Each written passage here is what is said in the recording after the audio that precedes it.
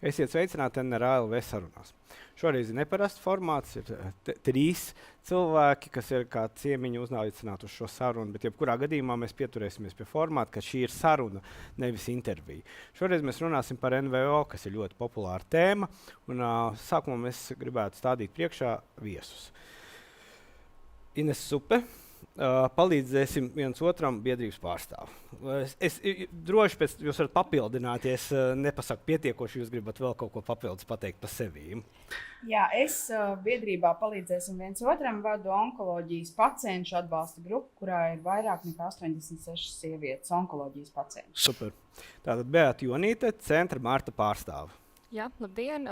Es esmu interešu aizstāvības nodaļas vadītāja, proti darbojos tieši ar politiskiem un likuma jautājumiem, bet mūsu biedrība gadu palīdz ap 900 cilvēkiem vardarbībā cietušām sievietēm pārsvarā. Super.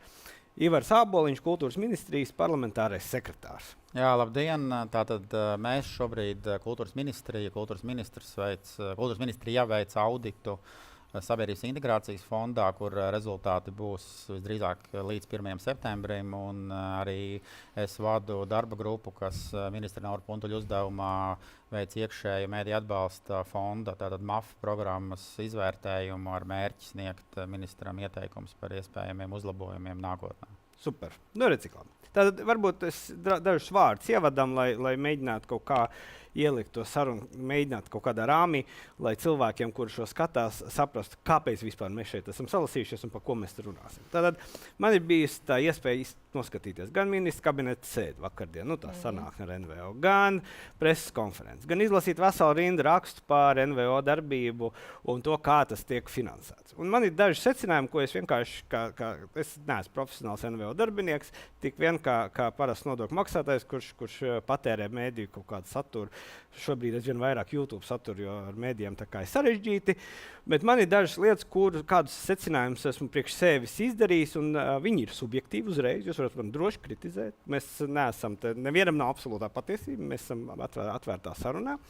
Bet tad 3 lietas, kas man iekrita. Pirmā lieta no tās vakardienas sapulces man netap skaidrs, kas dod uzdevumu tam visam stāstam? Kas ir tas, kurš ir tā kā pasūtītājs šam stāstam? Jo es ļoti labi zinu, kad maksā nodokļus, tad es zinu, ar ko man ir darīšana. Man ir skaidri principi, es maksāju nodokļus par noteiktām lietām, man ir valsts ieņēmuma dienas, un tas ir tas mans aģents, tā teikt, valstī, ar kuru es runāju par savām nodokļu lietām un tā tālāk. Šajā gadījumā man netap skaidrs, kurš ir tas, kurš pasūta mūziku un kāpēc tā mūzika vispār ir vajadzīga. Otrā lieta ir tas, ko es redzu pēc savas pieredzes, ir zemā līdzdalība NVO sektorā. Kad cilvēki paši nepiedalās. Tā ir interesanti, ka es nepazīstu daudz cilvēku, kuri būtu aktīvi NVO. Tur ir, protams, ir dažādas lietas, tur ir pacientu organizācijas, tas ir, man liekas, vispār pilnīgi cits stāsts. Tad ir kaut kāda šīs pilsoniskās sabiedrības NVO. Bet vienalga mana sajūta ir, ka tā līdzdalība ir ļoti zema. Un man ir arī hipotēze par to, bet to pēc tam sarunas gaitā. Un trešā lieta, kas man iekrīt acīs, ir, kad NVO sektors ir pēdējo kaut kādu 5 gadu laikā ļoti politizēts. Ka NVO ir kļuvis par zināmā mērā politiskās vides elementu. Ja tu gribi uztaisīt politisko karjeru, neieguldot savu naudu, varbūt to pa ceļam kaut ko nopelnot, taisi savu NVO, atrod kaut kādu tēmu, taisi NVO, un tu izmanto NVO un vēl valsts naudu samai politiskās darbībai kā tramplīnu.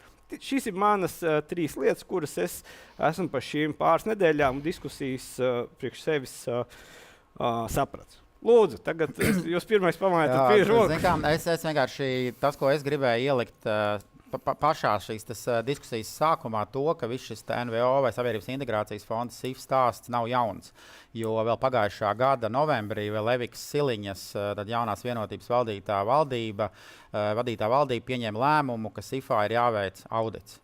Un šis uzdevums tika uzdots toreizējai kultūras ministrijai Agnesei Lācei no progresīvajiem un tika dots uzdevums līdz 1. maijam iesniegt valdībā šos uzdevumus. Agnese Lāce šo uzdevumu neizpildīja.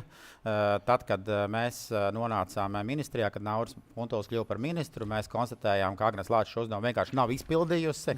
Savukārt jaunā Kulberga valdība šo Evikas Siliņas valdības lēmumu turpināja uzturēt, jo tas bija premjeras rezolūcija, tā ir jāpilda. Un mēs nonācām situācijā, ka mums šis SIF audits, mēs premjeru vienojāmies, ka tas būs 1. septembris, tātad, jo visi termiņi jau bija Lāces kundzes nokavēti, veiksim.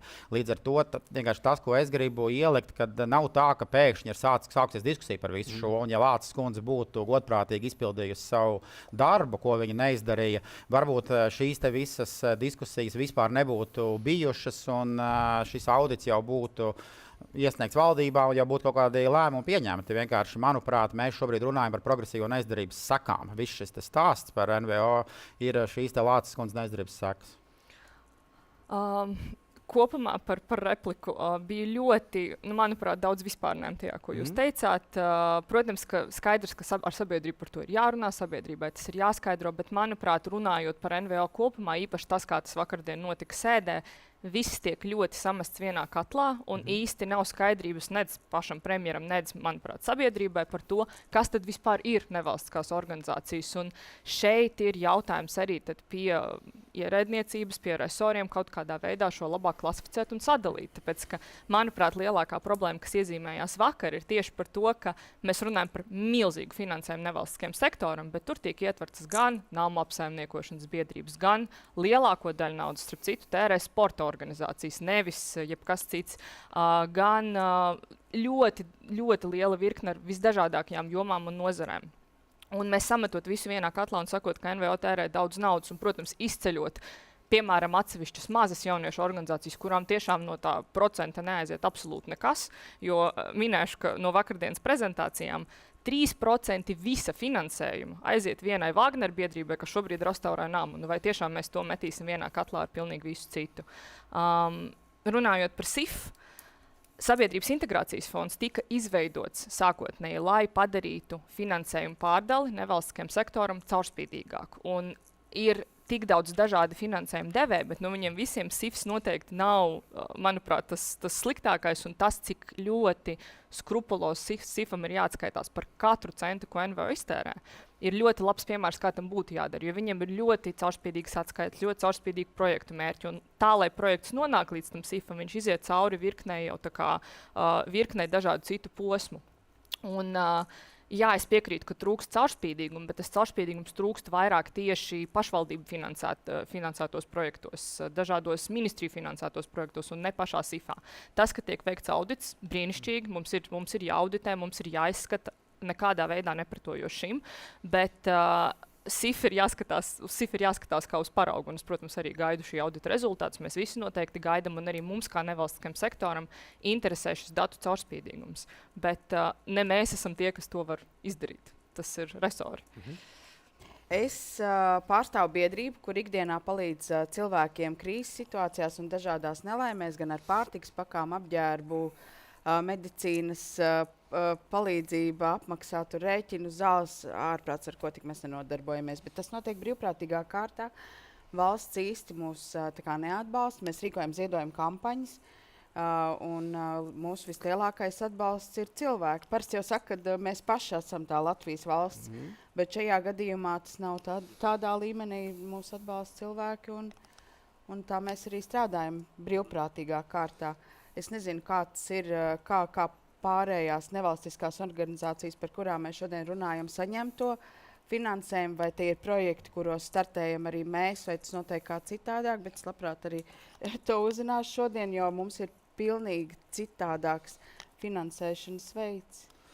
Jā, reflektējot, piemēram, kas sabiedrībai nav skaidrs. Es pilnīgi piekrītu, tāpēc arī es ļoti vispārnāt un varētu teikt arī provokatīvi ievadīju šo sarunu. Bet tā viena no lietām, kas mani šokē, ka es tā domāju, ka tā jau ir ne ministriju problēma, ne ierēģiņu problēma, bet tas ir NVO sektora problēma, ja viņi par šo naudu nespēja paskaidrot nodokļu maksātājiem, Kāpēc viņi eksistē? Mēs pildām savas funkcijas. Mūsu funkcija nav mūsu kā Marta centra gadījumā. Mēs, protams, arī nodarbojamies. Mums ir gan cilvēks, meitene, kas strādā specifiski uz sociāliem tīkliem, uz mēdījiem, bet mūsu darbs ir palīdzēt cilvēkiem. Tāpat kā jūsu darbs ir palīdzēt cilvēkiem, nevis bezgalīgi visiem skaidrot, kas un ko dara. Un to NVO ir tik daudz, mēs nevaram visu paskaidrot. Bet mēs arī cenšamies vienkārši mūs nesadzird bieži vien. Es arī gribēju nedaudz to savu daļu šajā pielikt. Man atnākot, es tātad nostrādāju NPLP vairāk kā 9 gadus, vadīju šo iestādi gandrīz 7, un atnākot uz kultūras ministriju, tas, kas man īstenībā nošokēja jau pirmajā darba dienā, bija tas, kādi projekti ir atbalstīti. Jo tas vienkārši, ko es gribu, lai arī skatītāji saprot, lai jūs saprotat, mūsu pozīcija ir tāda, ka mēs atbalstām NVO, un ir absolūti lielākais vairums NVO ir brīnišķīgs NVO, kā kolēģi teica, kuras palīdz cilvēkiem. Bet es vienkārši minēšu dažus piemērus. Nu, piemēram, ir atbalstīts NVO par 69,000 eiro, kur tiek ārvalstu studentiem ar mērķa grupu vēl noteikti Uzbekistānas un Azerbaidžānas studenti ar komunikāciju Krievu valodā deju vakari rīkot. Kaut kādi 3 deju vakari un tad vēl kaut kas. Vai, piemēram, 199,000 eiro par pastaigas pa 8 Rīgas apkaimēm, kur ir ārvalstu studenti vai imigranti piedalās. Vai, piemēram, šis nesenais piemērs ar gribu palīdzēt bēgļiem, kur kultūras ministrija gan citu iemeslu dēļ apturēja šo finansējumu. Par to mēs arī varam pēc tam parunāt, bet, piemēram, ko šis projekts paredz. Tātad 5 autori uzraksta stāstus par 5 citautiešiem, kas šeit ir nonākuši, un pēc tam tiek sarīkota 3 dienu diskotēka bārā. Tātad, kas no šī visa ir ieguvējs? Ieguvējs ir bārs, kuram ir klienti, ieguvēji ir rakstnieki, kuri var portfolio uztaisīt, ka viņi ir brīnišķīgs stāsts uztaisījuši, bet kāds ir sabiedrības ieguvums par šiem 99,999 eiro? Man nav atbildes tas, par ko es runāju. Manuprāt, šis 1% varbūt pat mazāks, bet šī darba, kas ir šajā meduspodā, tā arī to visu bojā. Un par to jau arī, ja jūs palasīsiet arī, ko cilvēki raksta internetā, komentārus, kas ir cilvēki, ko viņi domā. Viņi jau uztrauc tieši par šiem nesaprotamiem projektiem, par deju vakariem. Piemēram, tiek arī par 99, es nezinu, kāpēc, bet visi šie projekti ir par 99,999 eiro. Piemēram, arī šādā te projektā viena no aktivitātēm ir izdot 500 komiksus arī Krievu valodā. Kāds man nav skaidrs, kāds ir sabiedrības ieguvums par valsts naudu izdot komiksus Krievu valodā. Un tas sašutums sabiedrības ir tieši par šiem te nesaprotamiem projektiem. Un vienkārši tas, kā es to redzētu, ka NVO paši arī veids kaut kādu iekšēju izvērtējumu par šiem dīvainiem projektiem. Un, manuprāt, tad arī tā sabiedrības publiskā doma būs NVO pusē. Un es vēlreiz uzsveru, mūsu pozīcija ir tieši otrādi. Nevis kaut kā vājināt NVO, bet stiprināt. Neviens, teiksim, ne Nauris Puntuls, ne es, ne kultūras ministrija, ne Nacionālā apvienība nekad neesam teikuši, ka mēs iestātos par kaut kādu finansējumu atņemšanu vai samazināšanu NVO. Viss, par ko mēs runājam, ka mēs gribam saprast, kā šis finansējums tiek tērēts. Kas te ir par projektiem, vai, piemēram, tas projekts, kur Finanšu ministrija izlases kārtībā veica auditu un vienā no mūsu administrētiem projektiem konstatēja tiešām ļoti nopietnas pārkāpums tajā, kas mums tika atsūtīts, un šis audits vēl turpinās, un Finanšu ministrija lūdza apturēt šo finansējumu. Manuprāt, tas ir pietiekami nopietns signāls, lai šis finansējums tiktu apturēts un tiktu izvērtēts, kas tad tur ir noticis. Runa ir par šiem projektiem, nevis par visu NVO. Manuprāt, šajā diskusijā tas ir tas pats galvenais, kas iztrūkst tajā publiskajā telpā, jo es arī redzēju nesen kaut kādu sociālo aptauju, kas vienā no mēdījiem, neatceros, kurā bija veikta, un kur uzstādījums ir, vai sabiedrība atbalsta naudas piešķiršanu NVO vai neatbalsta. Bet par to vispār nav diskusija. Manuprāt, sabiedrība un arī mēs, kā ministrija, kā partija, atbalstam naudas piešķiršanu NVO. Mēs tikai uzdodam jautājumus par šiem te pastaigu projektiem un par to, kā šī nauda tiek tērēta, ne par ko citu. Man šī retorika liekas ļoti bīstama. Un es nelikšos, es nebūšu tas cilvēks, kas izvērtēs tagad katru projektu. Es domāju, ka jūs arī nebūsiet, un izvērtēt viņus visus nav iespējams, bet Manuprāt, tagad dalīt nevalstisko sektoru labajos NVO un sliktajos NVO, kas šobrīd ļoti izteikti notiek, ir bīstami valsts demokrātijai. Tāpēc, ka pats princips šim finansējumam, šiem konkursiem, kuriem kāds piesakās, kāds raksta pieteikums, kāds raksta atskaits, dabū kāds cits nedabū tos konkursus, bet viņiem visiem ir kaut kādi konkrēti mērķi. Viņiem var pieteikties jebkurš, viņiem var pieteikties mazas organizācijas, lielas organizācijas, no Rīgas, no reģioniem, no Daugavpils, vienalga no kurienes.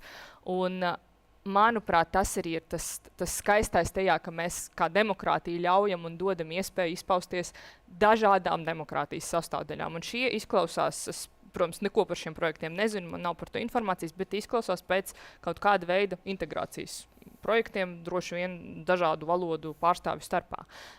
Kāds šo finansējumu ir piešķīris? Noteikti tam bija kaut kāds mērķis, kāpēc šo finansējumu šiem projektiem iedeva, bet tad jāskatās arī uz to, ka vai tiešām mēs gribam dzīvot sabiedrībā, kur tagad ar katru jauno valdību, un valdības māc mainīties arī ļoti ātri, būs jauns valdības rīcības plāns, tur būs, nāks pie varas liberālāks spēks, konservatīvāks spēks, un tad attiecīgi visiem projektiem, visām iniciatīvām, visiem zinātniskiem pētījumiem, kas arī šobrīd ir liels diskusiju jautājums, tiks vienkārši atņemta nauda, jo tas nav izdevīgi šī brīža politiskajai vadībai. Bet neviens negrib atņemt naudu, neviens arī nav atņēmis Bet jūs šobrīd naudu. Arī runājat par to, ka tiek apturēts finansējums kaut kādiem projektiem, tāpēc, ka tur ir nopietni finanšu pārkāpumi minēti, kur ir jāizvērtē, ko pat nav kultūras ministrija atklājas. Finanšu ministrija izlases kārtībā visus NVO finansējumus no Eiropas Savienības fonda, kur ir līdzfinansēti pārskot, ir konstatējis vienu projektu, kurā Finanšu ministrijas prāta ir iespējami finanšu pārkāpumi. Finanšu ministrija lūdz apturēt šo projektu, kas, manuprāt, ir vienīgā loģiskā rīcība.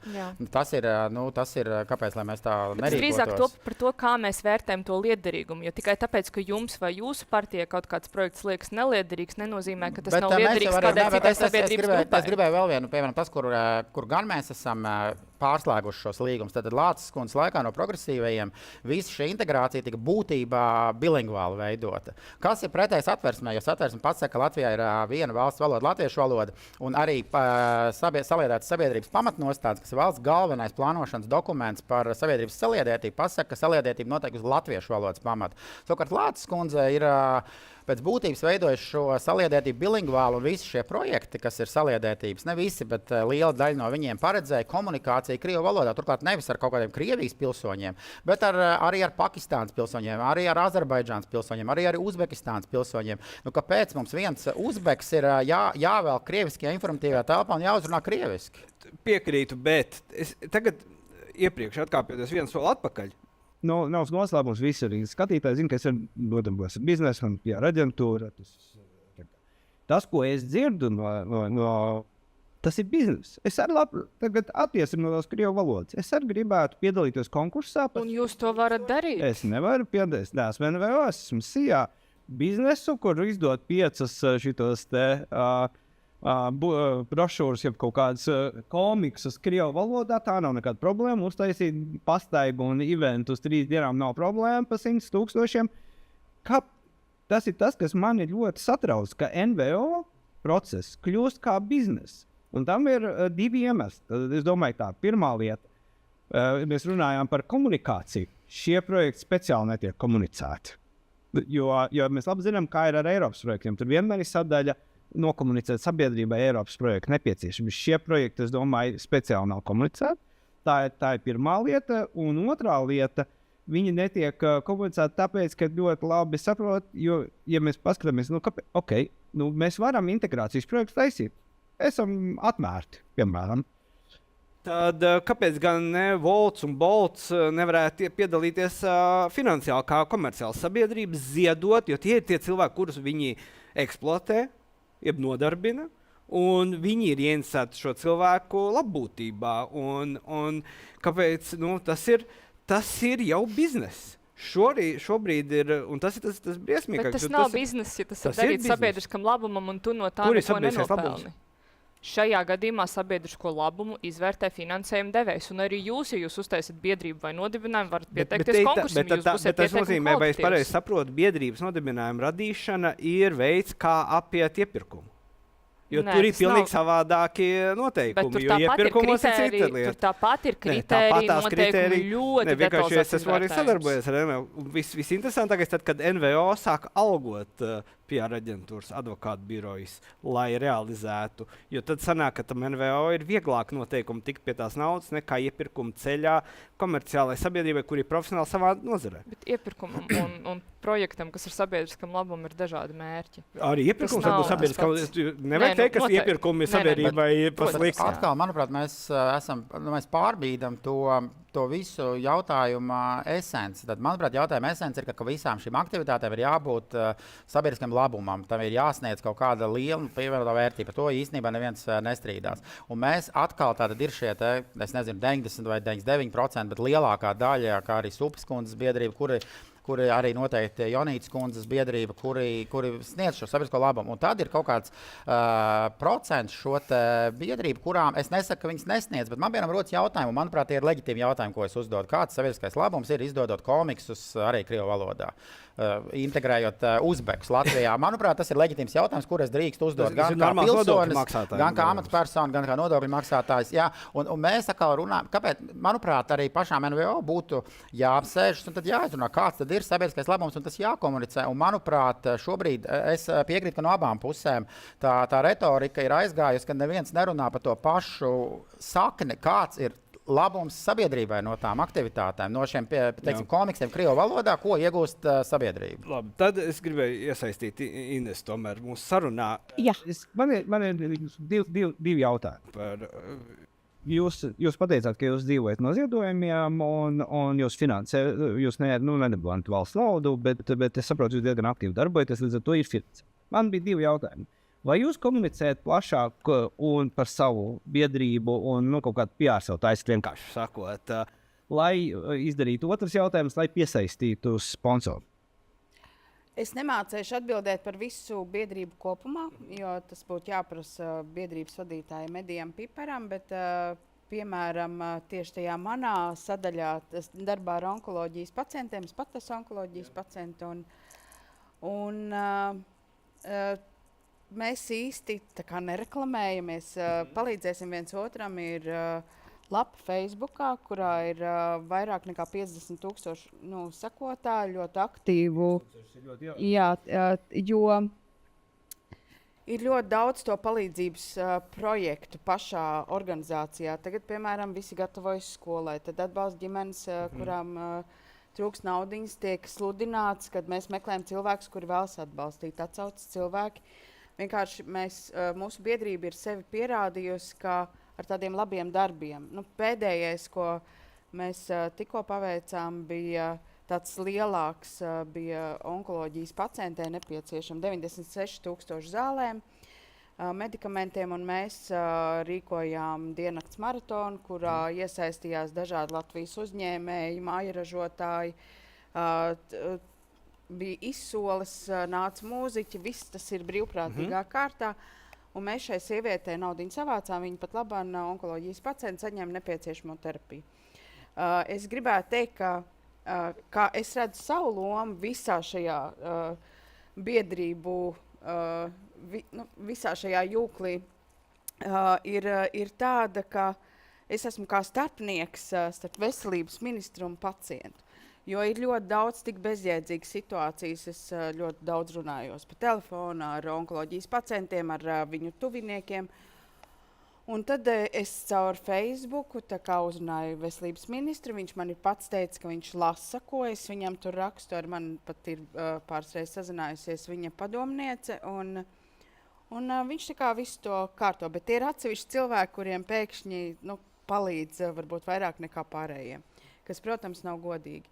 Un, es to lomu sevī redzu, ka es spēju runāt, es spēju piesaistīt uzmanību, es strādāju televīzijā un būt starpnieks. Un, protams, mums grupā ir ļoti daudz meitenes, kuras, kā tu saslimst, tu nevar vairs apmaksāt komunālos maksājumus, jo izdevumi paliek tādā pašā līmenī, ienākumi sarūk tevi pavisam. Ir bērni, vientuļās mammas, tad mēs vedam pārtiku, higienas lietas, nutridrinkus, vispārējo. Vienkārši tas tāds liels darbs, un, protams, ikdienā tajā grupā vienotru arī ļoti atbalstam. Mums ļoti vajadzētu valsts atbalstu, lai mums nav jālūdz ziedojumi. Jo tie lūgumi palīdzēt sevišķi no onkoloģijas pacientiem ir ļoti, ļoti daudz, jo valsts nefinansē zāles, kompensējamo zāļu sarakstā vēl joprojām ir rinda. Un tā zāles ir ļoti dārgas, un cilvēki grib dzīvot, viņi grib audzināt savus bērnus, un tāpēc viņi vēršas Ziedot LV, viņi vēršas pie mums. Un būtu noderīgs šis atbalsts, jā, bet pagaidām mēs tiekam galā ar to, ko cilvēki. Jā. Kā tie cilvēki, kuri ziedo naudu, atrod jūs? Es pat īsti nemācēšu izstāstīt. Nē, es mācēšu izstāstīt, jo palīdzēsim viens otram savā lapā liek, izstāst par ģimeni, kas ir nepieciešams. Un cilvēki vienkārši ziedo. Latvijā cilvēki ir ļoti, ļoti atsaucīgi. Ir tā, ka to pat nevar aprakstīt, cik ir atsaucīgi. Arī par tiem 96,000, ko mēs vācām. Tur ceļš seniori, jaunās ģimenes, viņi tik milzīgi ieguldījumi tajā visā, lai tikai otram būtu.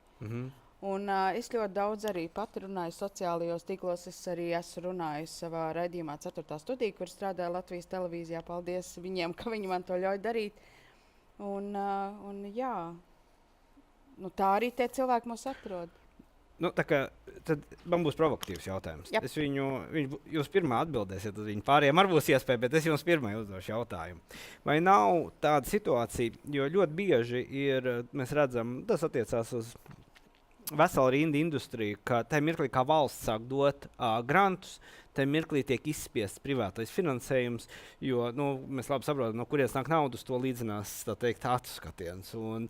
Vai nav tā, ka šī milzīgais vilnis ar naudu, kas tiek ieskalināts iekšā nevalstiskajā sektorā, iznīcina šo ziedošanas kultūru, kas mums tāpat nav stipra, viņi ir vāji, bet tam ir pamata arī ekonomika vāja, un līdz ar to arī ziedošanas kultūra ir vāja. Tur, kur ir stiprs ekonomikas, tur ir uzreiz arī cits ziedošanas apjoms. Bet vai nav tā, ka valsts ar šo labo darbu, teiksim tā, iznīdē patiesībā to reālo NVO būtību, ka tas ir NVO, ka tas ir nevalstiskais sektors, kurš ir, kā jūs sakat, starpnieks starp sabiedrību, un tad, piemēram, šajā gadījumā jūs esat ministru, bet, citā gadījumā, ja, piemēram, sāks dot naudu, jums nevajadzēs taisīt tos maratonus, un ka jūs kļūsiet, par tādu valsts aģentūru.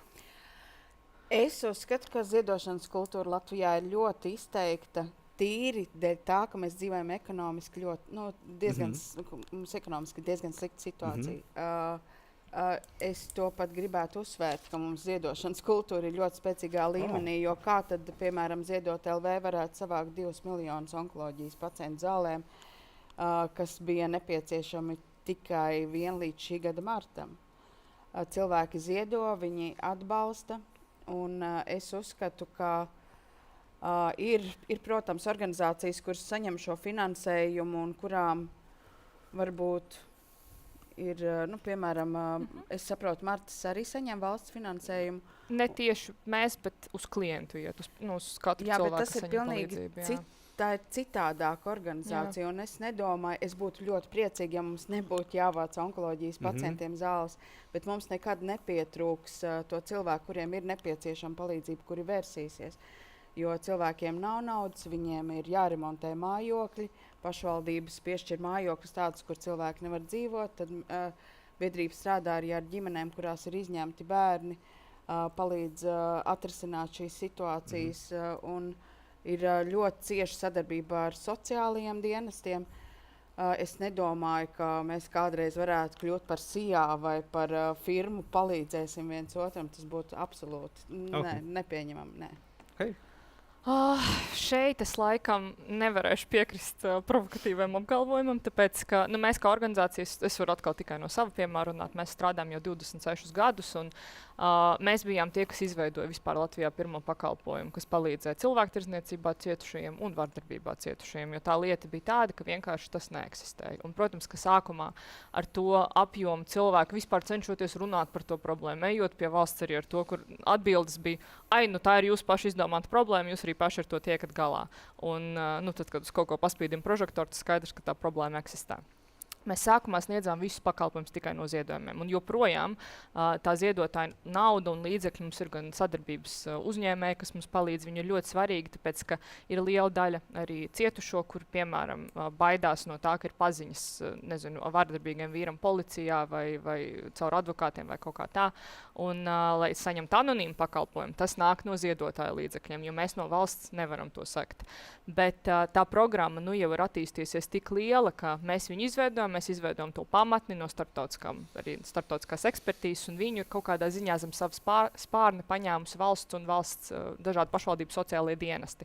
Līdz ar to mēs principā sniedzam valsts pakalpojumu viskvalitatīvākajā iespējamajā veidā ar speciāli apmācītiem speciālistiem un palīdzam tiem katru gadu palielinās arī cilvēku skaits. Pagājušajā gadā bija 900, aizpagājušajā gadā 800.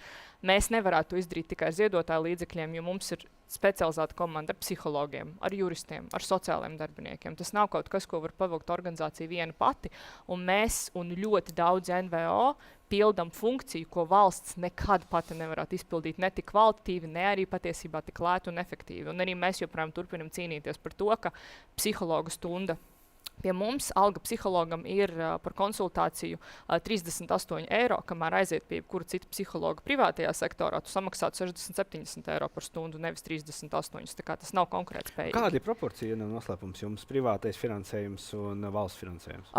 Tas valsts finansējums, mums lielākā daļa ir caur projektiem. Projektu finansējums tie ir vai no ES fondi vai no visādi citi projekti, kam mēs piesakamies, bet tas valsts finansējums, viņš neaiziet organizācijai, viņš aiziet tieši uz klientu. Proti tiek maksātas stundas psihologam, stundas juristam, stundas sociālam darbiniekam. Tas nepaliek paša organizācijai. Piemēram, mūsu īres izdevumus un talpu īra vispārējais to maksājam mēs paši. Līdz ar to tas finansējums ir uz cilvēku. Tas ir tā kā ziedotāja nauda vai valsts nefinansē organizācijas Principā, darbību. Šī arī ir vesela diskusija, ka ir organizācijas, kas sniedz lielu pakalpojumu, ko neviens cits nevar sniegt, kur būtu patiesībā nepieciešams arī grūti latviski pateikt, bet tāds bāzes, core financing, bāzes finansējums, lai vispār varētu pastāvēt, jo, piemēram, lielākā daļā tāda organizācija kā Centrs Marta ārzemēs, viņiem telpas piešķir pašvaldība. Un nav pašiem jāmaksā, piemēram, par telpu, nomu, elektrību un visām šīm lietām. Tā kā jā, tas ziedotāju finansējums ir ļoti svarīgs, bet ir arī iemesls, kāpēc ir organizācijas, kas pilda valsts deleģētu funkciju. Tas ir cits stāsts, tas jau pakalpojums. Jā, bet es piekrītu Jonītas kundzei, ka daudz NVO pilda kaut kādas funkcijas, kuras valsts nevar veikt vai piedāvā pakalpojumu, bet komiks Krievu valodā noteikti nav šāds pakalpojums un noteikti nav šāda funkcija, ko vajadzētu NVO nodot veikt. Tos, kas varētu finansēt ar privātu naudu komiks uz Krievu valodā. Slāces vadībā, tātad progresīvo vadībā, kultūras ministrija uzskatīja, ka šis ir pietiekami svarīgs uzdevums izdot komiksus krieviski pa valsts naudu, ko uzticēt NVO.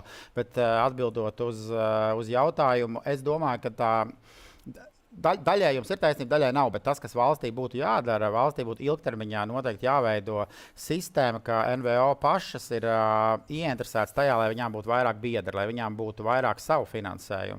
Un ilgtermiņā tas noteikti nāk par labu ar NVO, jo turpinot saņemt šo valsts daļu un palielinot savējo, noteikti šo līdzekļu būtu vairāk, bet valstī ir jārada noteikumi, un es domāju, ka tajā noteikumos noteikti ir jābūt virzībai uz to, ka NVO ir jābūt biedriem, un NVO ir jābūt arī kaut kādam ziedojumu finansējumam.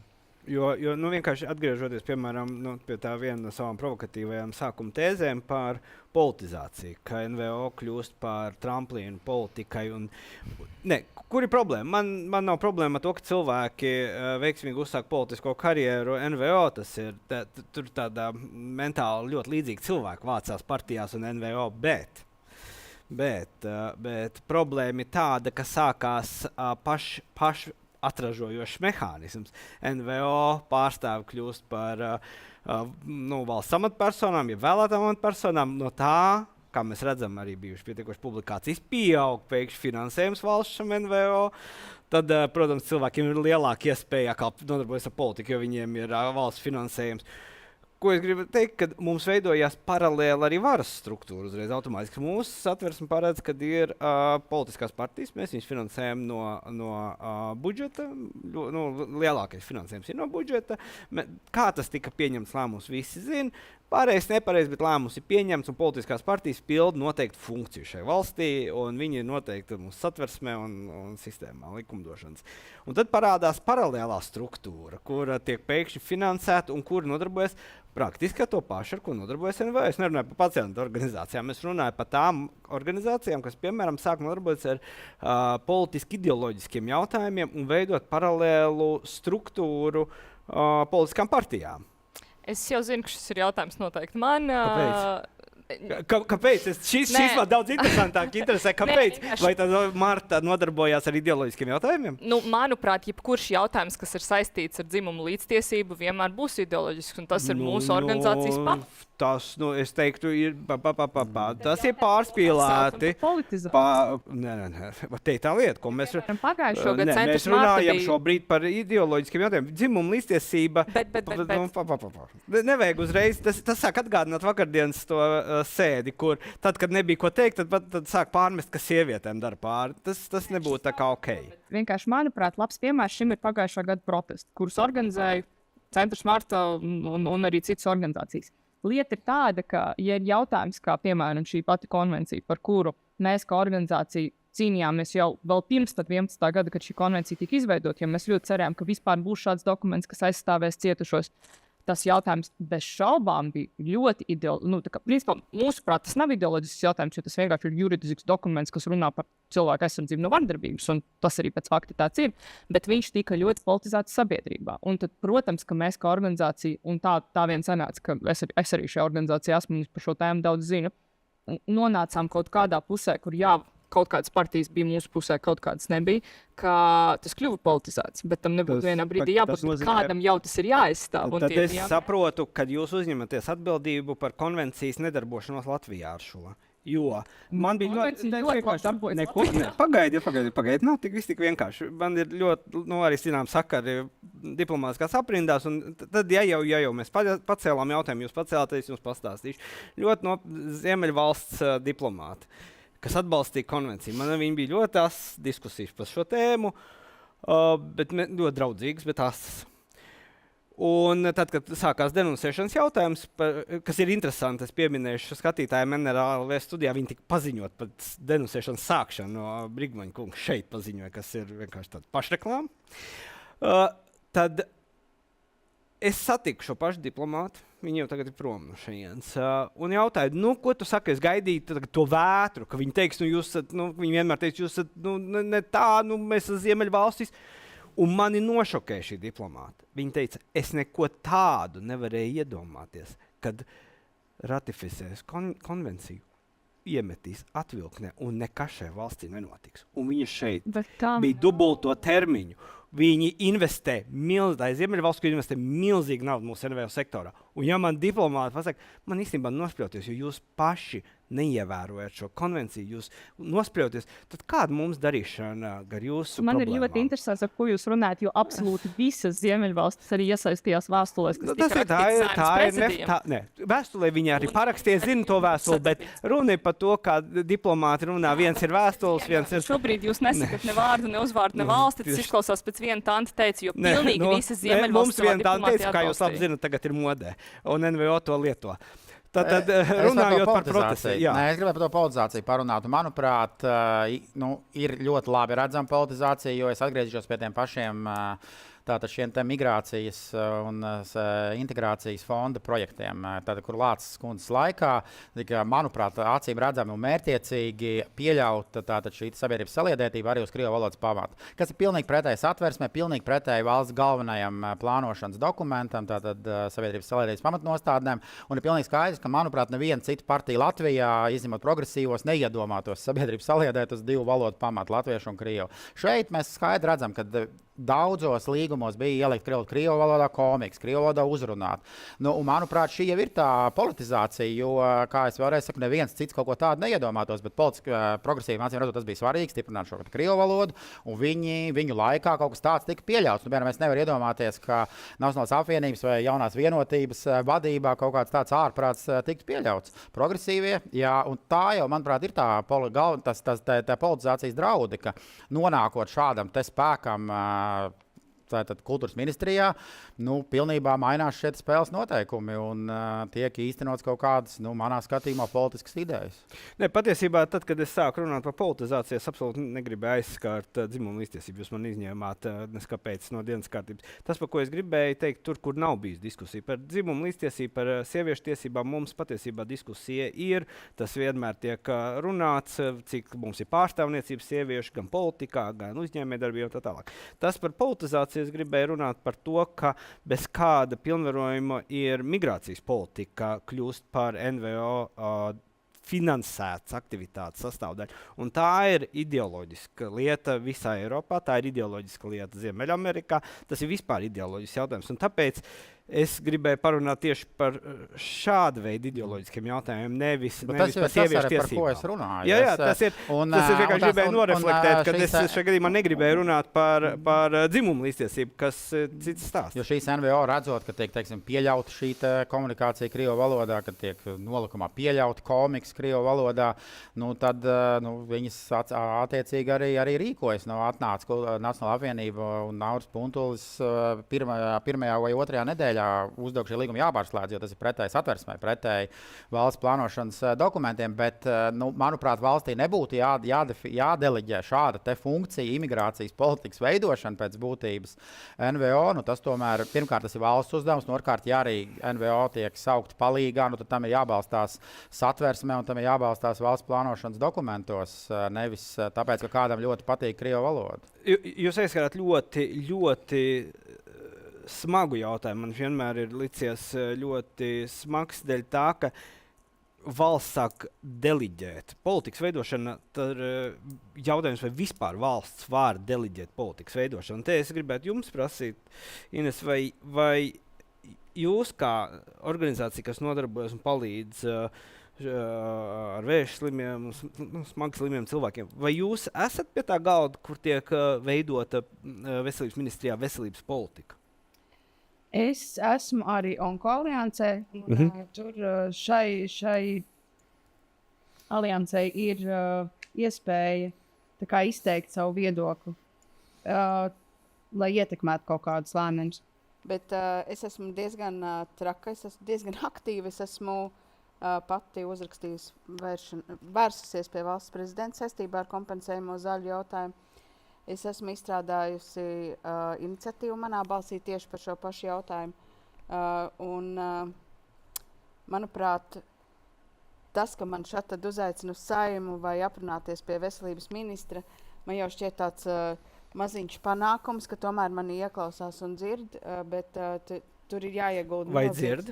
Vai jūs redzat rezultātu? Es redzu nelielus rezultātus. Es pārsvarā dzirdu, ka nav naudas, bet es ļoti ceru uz jauno valdību. Es tiešām ļoti ceru. Tas ir tā kā pēc 3. oktobra, ja būs šo valdību? Nē, pēc 3. oktobra, jo manā iniciatīva par kompensējumu zāļu jautājumu, kurā es pati cīnos par to, ja cilvēks saslims, tad valsts ir pienākums viņam kompensēt tās dārgās zāles, lai cilvēkam nav jālūdz ziedojumi, jo onkoloģijai tur nav laiks. Cilvēkam nav dots laiks gaidīt, kamēr viņam saziedos tos centos tūkstošus. Un mēs parakstus esam savākuši un iesniegsim jaunajā Saeimā. Jūs savācat 10,000, jā? Savācām. Esmu par to ļoti gandarīta, bet jā, tas ir mūsu palīdzēsim viens otram darbs, ko mēs arī turpināsim. Un godīgi sakot, ja runā par to, jūs minējāt, ka izveidot biedrību un tad tu iekļūst Saeimā. Man daudz ir prasījuši, kāpēc es nestartēju tur vēlēšanās, vai nezinu. Kāpēc gan ne? Manuprāt, Saeimā tu nekā nevar izdarīt, ka ārpusē tev ir vairāk instrumentu dot. Tu vari runāt, tu vari darboties, tu vari uzrunāt tos, kas sēž tajos mīkstajos krēslos, un ka tu vari panākt daudz vairāk nekā būdams tur iekšā. Vai tas ir ok, kā jums dara? Tas ir ok? Tas īsti nav ok, tikpat kā nav ok, ka balsojumā var atturēties. Ok. Man patīk, jo tas ir tas, par ko es runāju, par to paralēlo hierarhiju, ka tev no ārpuses ir lielāka ietekme nekā, un tad jautājums ir, kurš iedod mandātu, jo tiem, kas sēž tur saimā, viņiem vismaz ir iedevis mandātu sabiedrību. Bet tad par politikas veidošanas outsourcing. Man vienkārši liekas, tas tāds ļoti, ļoti plašs jautājums, un kopumā jau mūsu demokrātija pastāv uz tā pamata, ka mums ir aktīva pilsoniskā sabiedrība dažādos jautājumos un jomās, vai tas ir par putniem, vai tas ir par migrantiem, vai tas ir par to pašu dzimumu līdztiesību. Tā kā visā šajās jomās ir jābūt pārstāvjiem, kas spēj, aizraut citu cilvēku uzmanību un kaut kādā veidā virzīt savas idejas, un uz tā balstās mūsu valsts, un attiecīgi pēc tam nākotnē kaut kad kampaņu arī politiķi. Forši. Tiešām tā ir taisnība, ka nevalstiskais sektors paceļ kaut kādus jautājumus, padara tos skaidrs, un politiķiem arī pēkšņi ir par to jāinteresēs. Un, manuprāt, tā ir jautāt par to, vai tas ir pareizi, ka pilsoniskā sabiedrība ietekmē politiku. Protams, ka ietekmē, tāpēc, ka valsts iedzīvotājiem ir jābūt spējīgam arī virzīt procesus, kas notiek šajā valstī. Un, manuprāt, ka tas ir veselīgi un absolūti nav nekas slikts, ne kaut kāds pārkāpums. Nav jau slikti, es jau nesaku, ka tas ir slikti. Un arī tā spēja dabūt to vietu pie galda nevienai organizācijai nenāk pašsaprotam, jo arī mēs kā Centra Smart, es saku, 26 gadi, pirmos 15 vai pat 20 no šiem 26 mēs knapi vispār varējām kaut kur tikt pasaukt uz komisiju. Mums nebija ne par ko nekādas informācijas, mums pašiem vajadzēja rakties un arī izrakties cauri birokrātijai, TAP portālam un visam šim, ja ministrijas ar tevi aktīvi nesadarbojas, nav viegli. Un tas, ka šobrīd tieši tāpat kā jūs sakat, ka jums dažreiz sanāk dabūt vietu pie galda, mums katrā komisijas sēdē, katrā, ministru kabineta sēdē, noziedzības novēršanas padomē, tas ir milzīgs gods un milzīgs sasniegums tur būt, jo tie ir bijuši milzu daudz gadi darba vispār padarīt šo problēmu par kaut ko apspriež politiskajā dienas kārtībā un attiecīgi pierādīt arī savu ekspertīzi jautājumā, lai mūs aicinātu un ar mums runātu un ar mums konsultētos par šīm lietām, jo tagad jau tiešām, manuprāt, būtu neiedomājami virzīt jebkuru likumu vardarbības vai cilvēktirdzniecības jomā bez Centra Marta pie galda, jo mēs ar šo strādājam un mums tiešām šajā ir daudz gadu pieredze. Bet mēs piekrītam visam, ko saka Jonītas kundze. NVO, tāda NVO ir jāstiprina, viss jāturpina, līdzekļi NVO nav jāsamazina. Vienkārši tas, ko es uzdodu jautājums, ir par šādiem projektiem, par komiksiem Krievu valodā, ko es minēju, pastaigām, deju vakariem. Manuprāt, tie visi ir leģitīvi jautājumi. Un, manuprāt, to visu izvērtēt un tikt skaidrībā un gal galā nonākt pie tās sērdas tam visam, kāds tad ir iegūms sabiedrībai no komiksiem Krievu valodā. Un kurš ir lielāks, vai, teiksim, vēža slimnieki vai izdot komiksu Krievu valodā, manuprāt, tie ir leģitīmi jautājumi. Tur tā sakrita summa, jūs teicāt 98,000 bija vajadzīgi. 96. 96 bija vajadzīgi, un tur ir 100,000. Jā, bet tur visur apakšā bija konkurss, kur kāds Nē, izdevēja, kāds pieteicās un kāds uzvarēja. Saprotiet, es jau šobrīd arī tādēļ, es jau saku, es lielā mērā jums piekrītu, un NVO dara visus tos labos darbus, ko jūs sakat, bet tas jau ir arī bumba valsts pusē. Ja Lācis kundzes laikā šādi te nolikumi tika pieļauti, pēc kuriem var izdot šos komiksus Krievu valodā, manuprāt, tas ir nepareizi, un arī valstī pašai ir jātiek skaidrībā, uz kādiem principiem tad šie konkursi tiek rīkoti un kāds tad ir valsts mērķis. Šo konkursu mēs piešķirsim naudu tikai tā brīža politiķiem izdevīgai politiskai retorikai. Es domāju, ka ir jābūt kaut kādiem vispārējiem principiem. Mērķis nav, lai NVO būtu nauda, un mērķis nav, lai bārā, kurās tiks sarīkots šis kaut kāds festivāls, būtu ienākumi. Tas nav mērķis. Mērķis ir sabiedrības integrācija, lai šie pakistānieši, ukrāņi, vietnamieši, tātad šie cilvēki, kas ir atbraukuši, lai viņi integrētos. Tas ir mērķis. Nevis, lai bārs pārdotu alu savā pasāku festivālā. Tas arī mērķis, bet tas ir mazais mērķis. Tas nav valsts mērķis. Tam mēs, es domāju, visi piekrītam.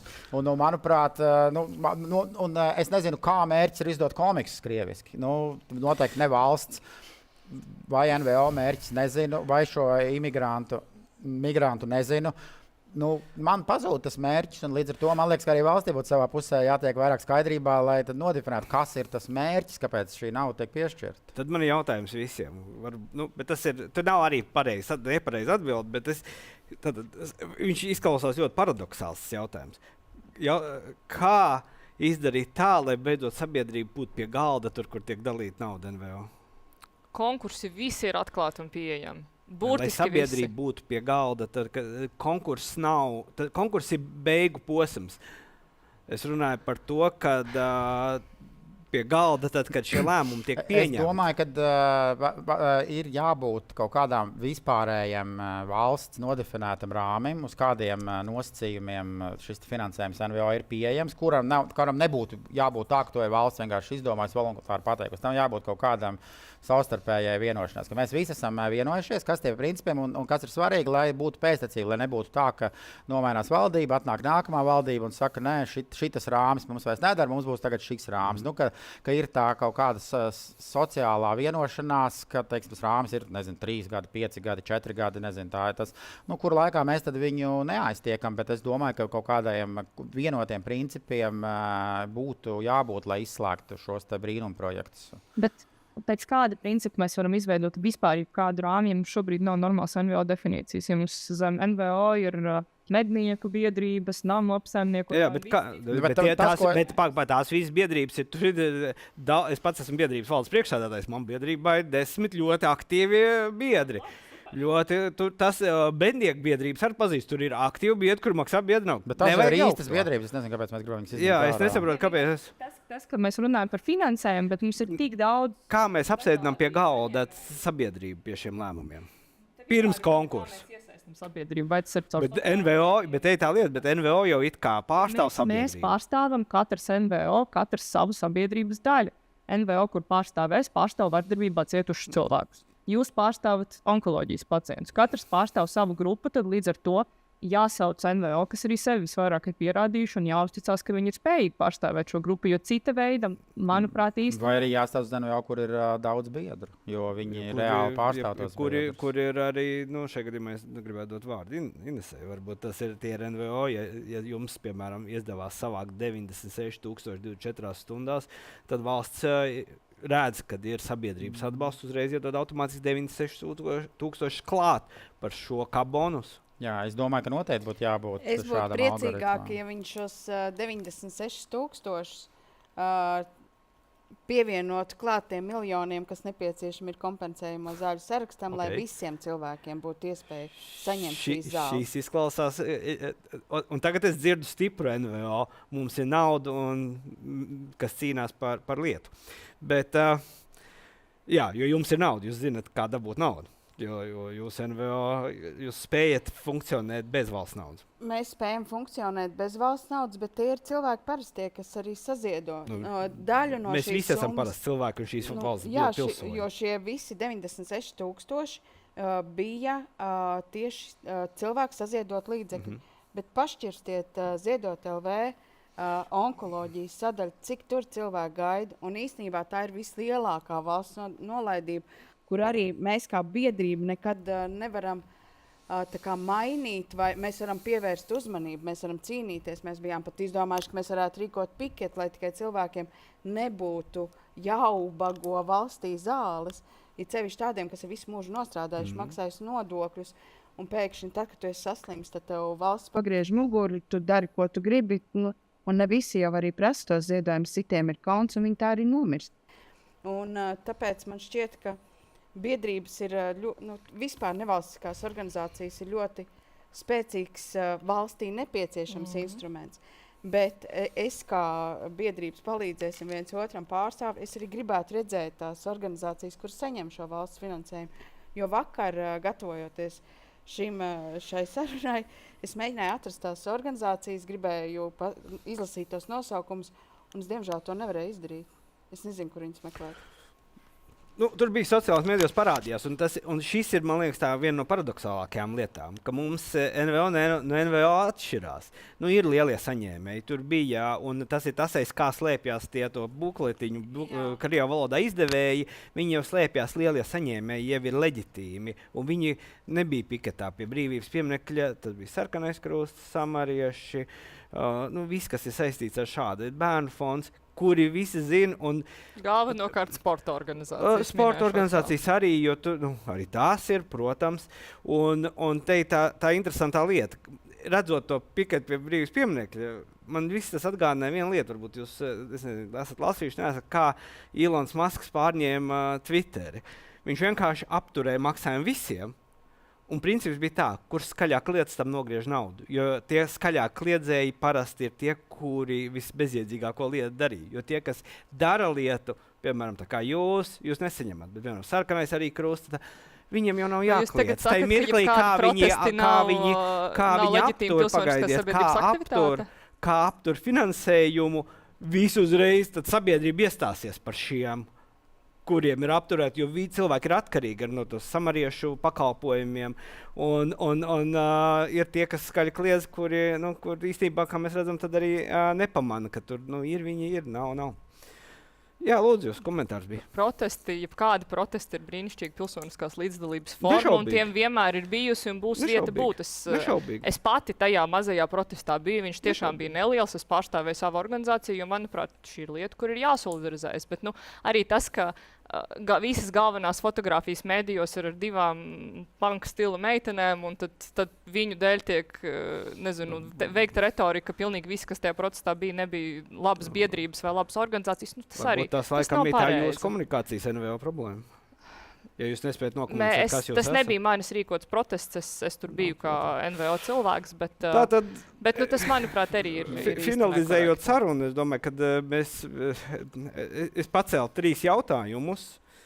Man liekas, mēs caur viņiem visiem izgājām, un tas sausais atlikums, es mēģināšu viņu apkopot. Tā pirmā lieta ir, ka mēs visi esam vienojušies, ka NVO ir vajadzīgi. Es arī esmu pārliecināts, ka NVO ir nepieciešams, tas ir skaidrs.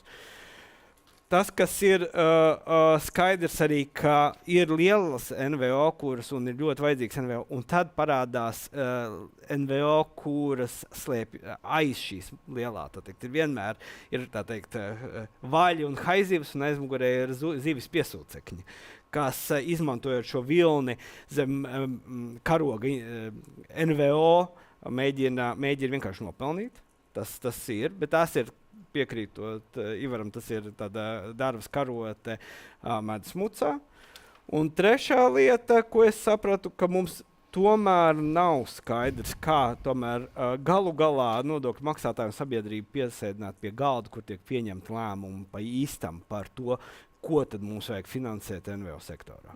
Katru reizi tā piesēdināšana pie galda notiks 3. oktobrī. Cilvēki var balsot par politiskiem spēkiem, kam viņi uzticas un kam viņi grib uzticēt valsti. Un tas arī ir tas labākais sabiedrības un demokrātijas līdzatības veids, kāds šajā valstī eksistē. Ja atbalsta kādu NVO, lūdzu, kļūstiet par biedriem, esiet aktīvi, tāpēc, ka mums tiešām ir salīdzinoši neaktīva sabiedrība un vairāk cilvēkiem ir pašiem jāiesaistās un jārunā, nevis jāsēž dīvānā un jāraksta dusmīgi postīksā.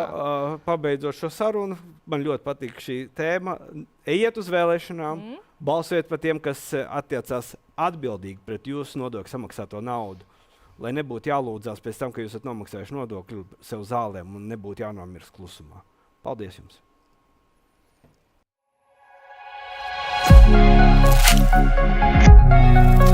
Thank you.